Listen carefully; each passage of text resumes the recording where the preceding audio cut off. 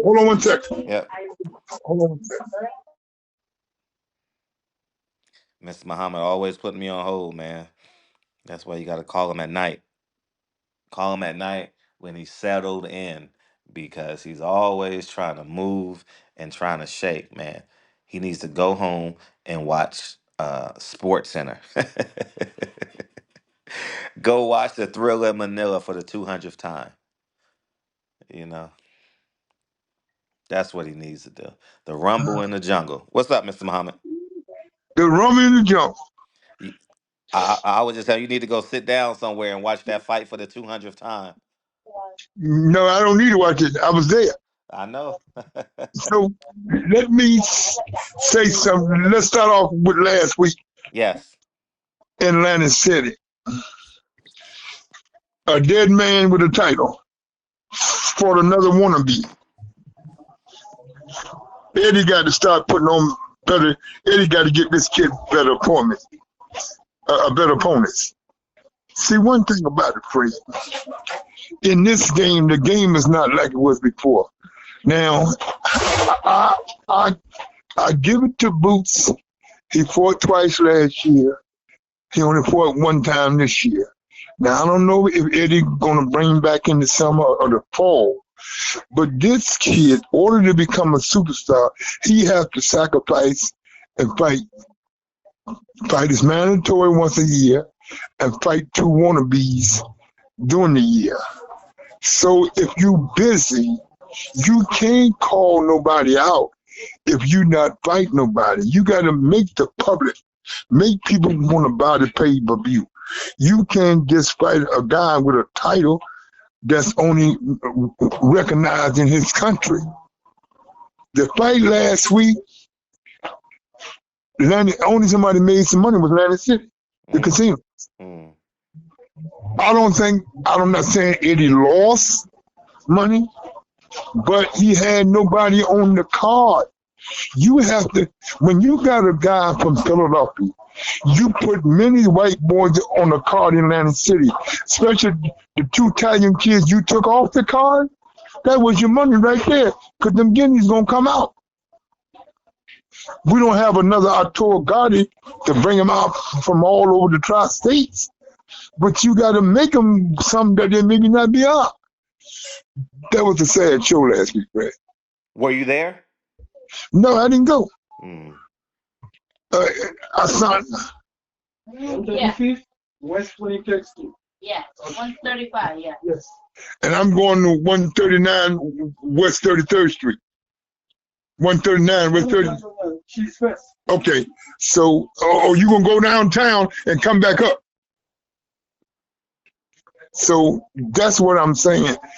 Fred, the undercard was horrible. The only superstar was on the undercard, which of course Stevenson's cousin. He turned pro. He went to the Olympic trials. So, and Eddie signed him because Eddie got something to work with. He did go to the trial. They can build it off of that. He lost in the trials. He got 2 or 3 nationals. So you got something to work with. But the guy Boots fought, you ever heard of him, Fred? Yeah, staying on this. Yeah, for sure. Who did he get the title from? I think he fought somebody. I think it's Terrence Crawford's vacant belt. Oh, he fought Ramos. Did he fight Ramos? Abel Ramos? I don't know, Fred. I don't think He all did. I the think he things. fought Abel Ramos. So the Crawford didn't give up all the belts, did he? Yeah, because he's at 54 now.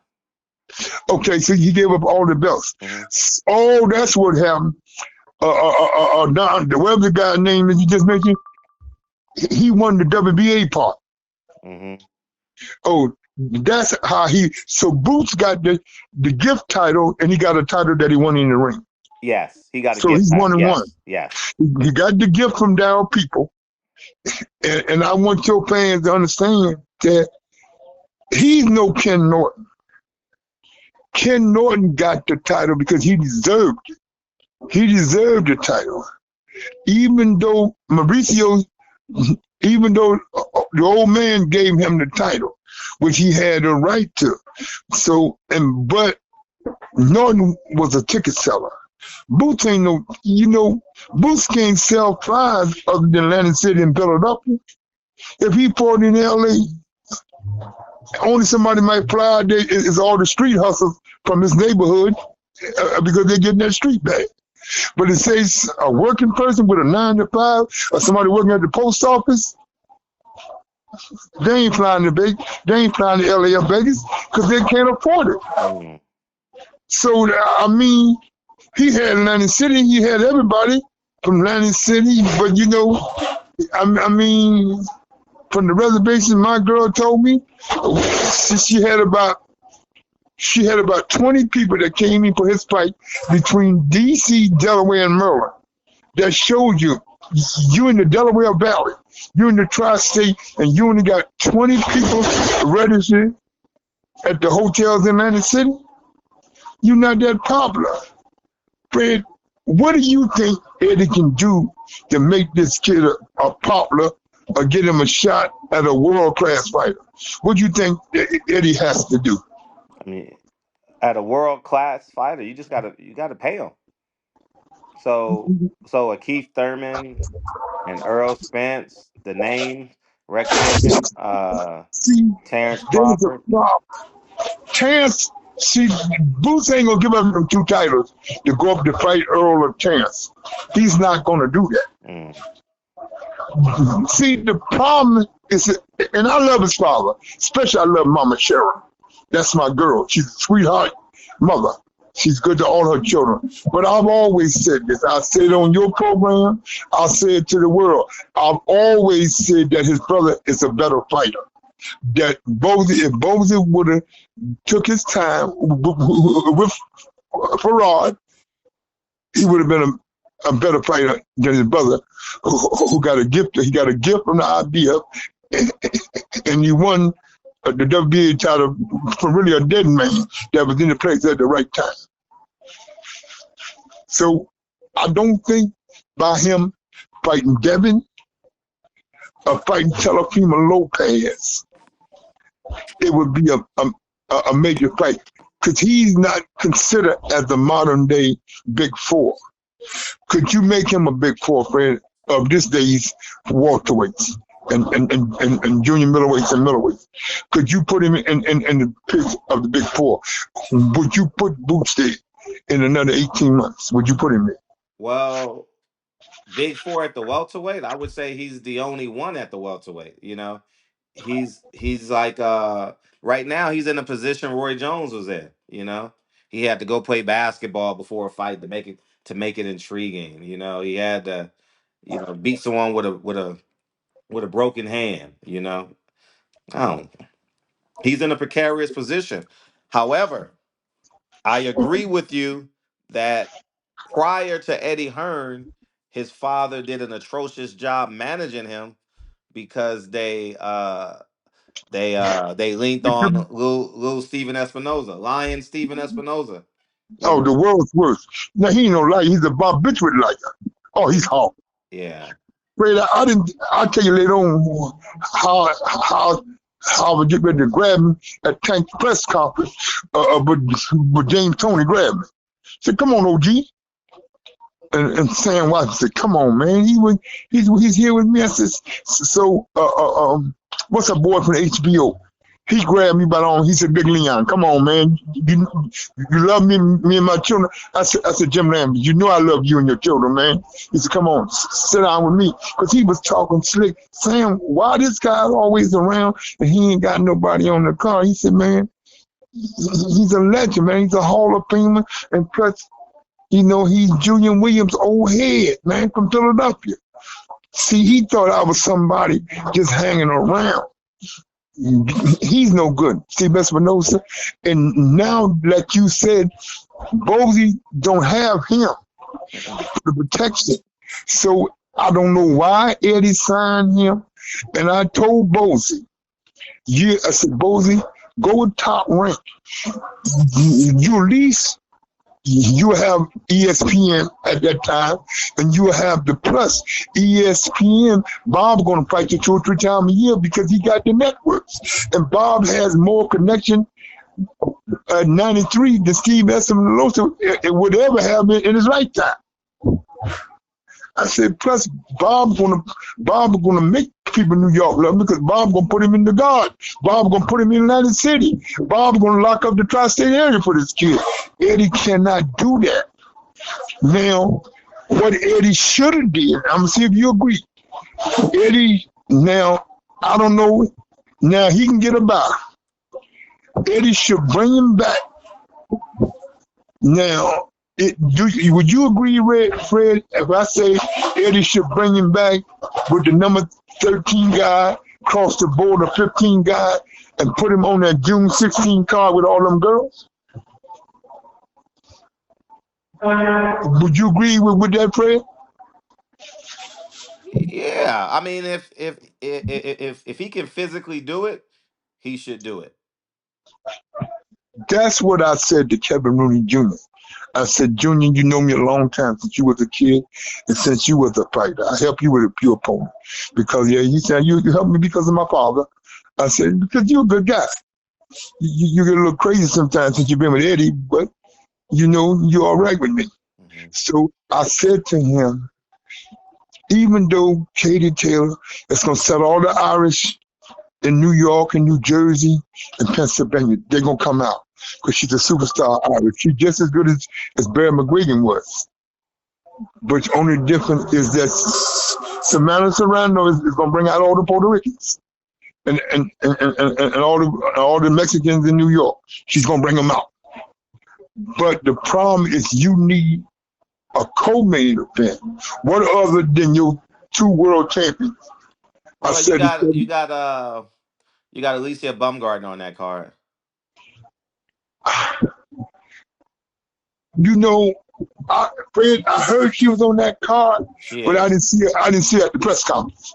She might have been there at the press conference. I didn't see her at the press conference. Did you see her at the press conference last week, Fred? I think they probably announced it after. Yeah, because I was there. Me and Andrew, we was talking to Kevin Rooney Jr.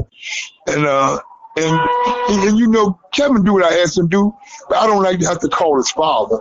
Sometimes he pick up the phone. What you want, Big Leon? Tell me what you need if I can do it, so you don't have to call my father. I said, you know, I called Pop because I was with Pop. So I just think that sometimes you can make a superstar. I just don't think Eddie knows how to make a superstar.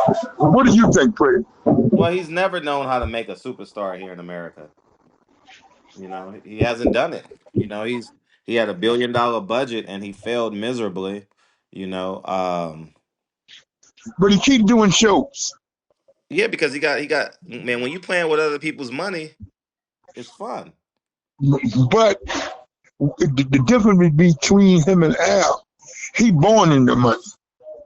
Well, his dad did well, yes. Barry was my guy. I did a lot of Barry and Mickey Duck. See, when Tim was a student, Carl King's champion, when we went to England, Timmy Bruno, that was Mickey Duck. Barry's father, Eddie's father, Barry, was the promoter of that show. He cut a deal with Don. Mm-hmm. He gave Don a lot of money. Now that show with Gerald McCullen, he didn't take that fight. He gave Don the whole card. Even though he had a piece of Nigel Ben, he said, Don, you take the card. It's your show. He sold Nigel Ben to Don. So because he was smart, he said, listen, and he said that Don do the card. Something go wrong, the blame is on Don, not on me, because he's the promoter. So what happened to the kid out of Detroit, all that fell on Don. That didn't fell on him, even though Nigel Ben still feel bad today about the kid. And we'll get to his sister in a minute. I think Eddie is a better guy for boxing than Al Heyman, because Eddie has the resource. Even though he still got a dead man in Joshua, but Joshua still sells. he's still gonna sell because he's a two-time heavyweight champ of the world. So when you got the English guys that have never had a heavyweight champion until Anthony Joshua, Bruno was one, but Bruno wasn't. He was popular, but he wasn't popular as Joshua. You know, the Olympic guy, Ollie Harris, he stink. He failed. Hmm. So when you look at it, I say Eddie is a better boxing guy because of his father than Al Heyman could ever be. Do you agree? Well, he's lasting longer than Al Heyman, so that makes him better because it's in addition to making good fights, it's about staying power, Yeah. and he's done a good job with staying power. Remember, he brought Kell Brook over to fight Sean Porter years ago here in LA. So Eddie's Oh, been did around. that fight was in LA? Oh, that's Cal Brooks won the title in LA, but lost it to Earl Smith, Earl Spence in England, right? Yeah, he no Sean Porter took it from him here. No, Wait, no, no, no, no. no. Sean Porter took no. He lost to Sean Porter. Yeah, he got it here. Yeah, he got it here. I'm sorry. Yeah, yeah, yeah. Oh, Sean Porter won the title in LA and lost it to Earl Spence in No, England. no. Yeah, Sean Porter won the belt. God damn it! Who did he beat for that belt He lost it to Cal Brooks here in L.A.? Yeah, in LA. he had a cut over his eye. I remember that. And Yeah, I can't recall who did Sean because Porter beat for the IBF belt. I can't remember because at that time Oh, when Sean Porter won the title, I was working with him and his father in Bill's gym in Las Vegas. That's when Bill had the gym Hit Factory. oh, you know who he beat? Corey is it Devin Alexander? Devin Alexander. Yes, because Dylan Alexander won the title when Corey Spence moved up to 54 There it is. because Don had both of There it is. them. And that he went from the Devin Alexander, and Devin Alexander went down the hill because because his brother they started together. Don had both of them, and then his brother went to jail, Brother came went to home jail. Hmm. and came home and got back in position. He won 6 fights with Kathy Duba. Kathy Duba signed him. He won 6 fights with Kathy. When he lost a title shot, Kathy got him a title shot, and Kathy cut him loose. She released him because he became a Muslim. He was saying, and he had the brothers calling the prayer while he walked into the ring. I Hmm. said, brother, and Kathy, being a Catholic, she said, don't do that, and he kept doing it. So one fight before his contract up, no, she carried out her contract. She took care of him. She gave him the money she promised him, but she just didn't resign. So I think he just retired. And he was working with some fighters around St. Louis because they was from St. Louis. They came from the same area that Michael Spence came from, Right. but a different project. Right. So I say that Eddie has staying power. He know how to stay around. He got any smart move. He had something that the Sheik wanted. He had something that the Sheik wanted. Him and Frankie Warren. And Frankie Warren had something the Sheik wanted because him and Bob had Tyson Fury. So they and Eddie and Frankie Warren, Eddie's an Englishman. He gonna look out for his English brother because him and Eddie's father is tight. So they all had a piece of the pie. So that's what I told Sam. Y'all not gonna last. Y'all can't last. Y'all are done. But Sam just holding on, stacking the bankroll, selling every ticket he can get. So he's stacking. Because I know all the ticket guys, they come to Sam and get tickets.